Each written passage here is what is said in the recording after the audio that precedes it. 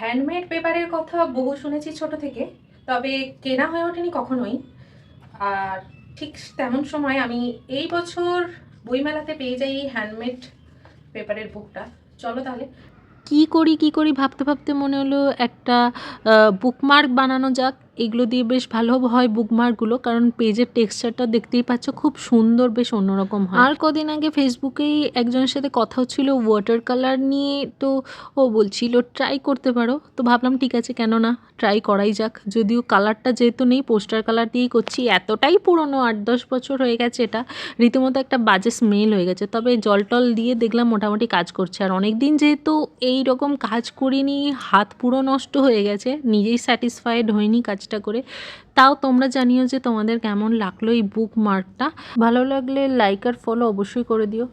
সবশেষে আমি এটাকে কেটেও নেব। কেটে নিয়ে বুকমার্কটা কেমন লাগছে তোমাদের জানাতে কিন্তু একদমই ভুলবে না। তবে এই আঁকাটা এঁকে খুশি না হলেও পেপারটা ইউজ করে কিন্তু আমার দারুণ লাগলো। তোমাদের কেমন লাগে হ্যান্ডমেড পেপার?